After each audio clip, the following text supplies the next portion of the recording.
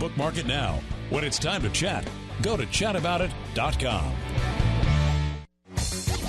You're listening to Chat About It, politics, business, sports, and entertainment. When it's time to chat, go to chataboutit.com. So much media, so little time. Who keeps track of it all? That would be me. This is Bob Andelman, and this is a Mr. Media interview. You know, Mr. Media, mrmedia.com. Brought to you today on iPhones, Android, Palm, and BlackBerry by the Stitcher app for mobile devices. And also brought to you by thepartyauthority.us. Planning a wedding, mitzvah, or corporate event? For any and all occasions, call the Party Authority nationwide at 1-800-DIAL-DJs. That's 1-800-342-5357, where one call does it all. So where was I before the commercial? Oh yeah. Mr. Media is recorded live from the new media capital of the world and hometown of not one, but two public radio stations, WMNF and WUSF, Tampa Bay, Florida.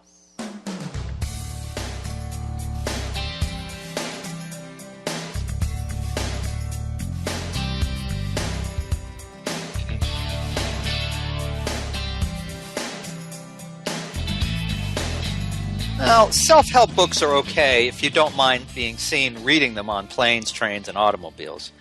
Personally, I think some of them shout, "Loser." And now that I've probably turned off half of our audience, I'll continue. Rob Sachs takes a different approach to teaching you something you don't already know or understand. On his National Public Radio podcast, What Would Rob Do?, now in its 5th year, Sachs tackles the big challenges of the day, such as, what would you do if you clogged the toilet at a friend's house? Oh, the horrors of that one. Hopefully a little later in the show, we'll have a little video from one of Rob's podcasts, and we'll show you how he learned to eat hot peppers. Now, his podcast is such a success that Rob Sachs did what anyone would do. He wrote a book. Just out in bookstores everywhere, of course. What Would Rob Do? Rob, welcome to Mr. Media. Good to be here. Thanks for having me. My pleasure. My pleasure. I love that you've taken a podcast and made a book out of it. Maybe there's hope for all of us schleppers out here. Yeah, well, I thought with the podcast, the ideal length for a podcast is, I was kind of figuring out 10 minutes, and it was a good length for getting in a lot of expert opinions and chit-chatting, but I felt like a lot of my own personal stories and my background showing people why I was such an expert in embarrassing, awkward situations was being left out. So I felt like the book was a good venue to fill in all those areas and really, really show people and demonstrate how I am and definitely know what it's like to be, caught in the middle seat of an airplane or have a horrible zit and you don't know what to do. I wanted to demonstrate my life history a little bit more fully, so that's what the book enabled me to do. Is the book an adaptation of material in the podcast, or is it additional material?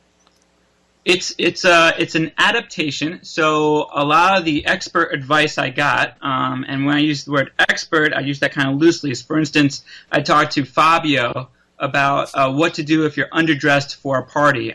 So his advice was just be comfortable, whatever. You wear what you like, you're happy. So I put in his advice and some other expert advice, but I also augmented it with a lot of my own personal history and stuff that I wasn't able to fit into the podcast. So a lot of the maybe advice and the experts you'll see are people from the podcast, but then again, I offer a lot more than just what you heard. Well, yeah, I noticed that, and for our viewers, I'm holding up. You'll see a slide, I'm sure, of Rob's book, but there it is. What Would Rob Do? Yeah, I mean, what we pick up in the book is definitely a little more personally insightful from you.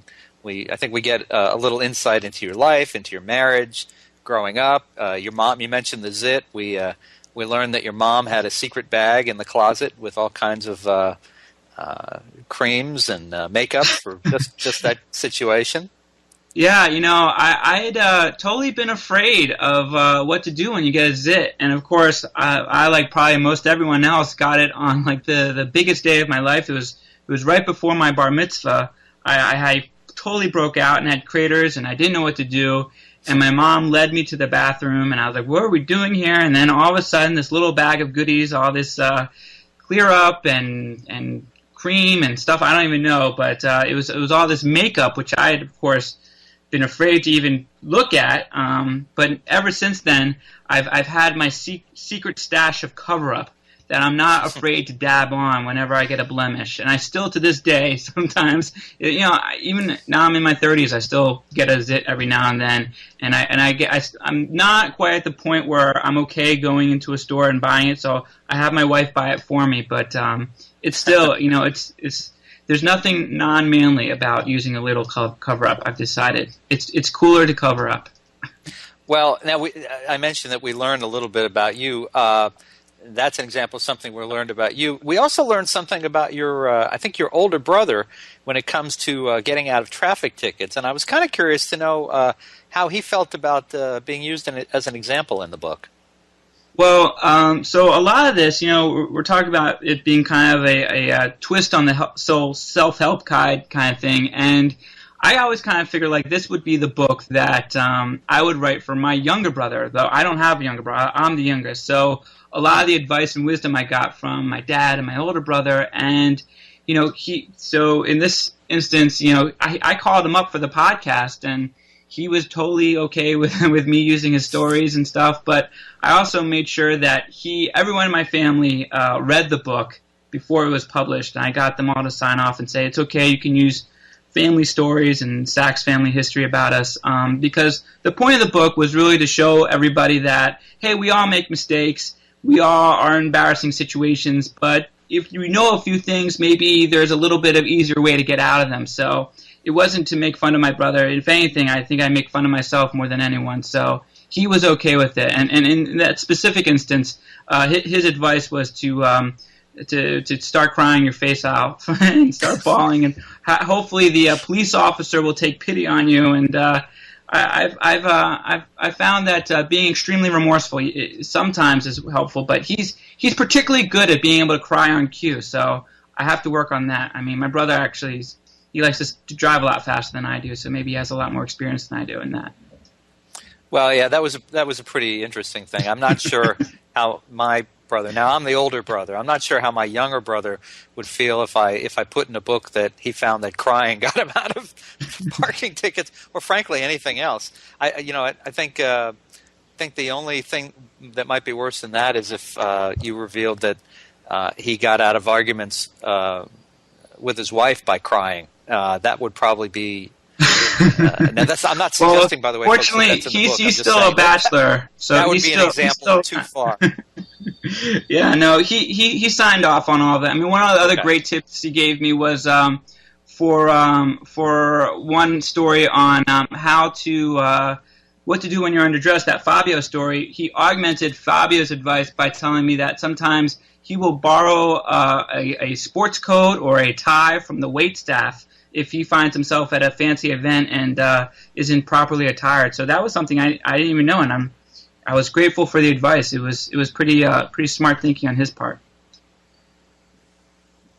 Do you consider yourself, kind of a daredevil for some of these, or a researcher, or a little of both at times? Yeah. So some of these, I was kind of. I had my own stories, and maybe I was thinking, okay, I have a sense of how to do this, but I'm going to call up someone. For instance, I had a story on stains on your shirt, and I always heard, oh, well, use this, not that. And then so I called up a dry cleaning expert and try to get the real scoop on what to do. But for other ones, like how to handle getting a massage, I thought, well, you know what? I should really just dive in and get a new massage and ask the questions as I'm getting a massage. So I have a video of myself actually going through and asking the awkward questions that may come up during a massage.